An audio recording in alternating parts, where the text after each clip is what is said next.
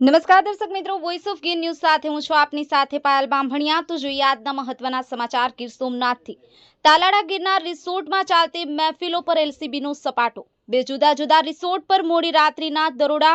પોરબંદર, રાજકોટ, ધોરાજીના કહેવાતા સજ્જનો વિદેશી દારૂની મહેફિલ માણતા ઝડપાયા। રિસોર્ટ સંચાલકો સહિત 12 નશાખોરો રંગે હાથે ઝડપાયા।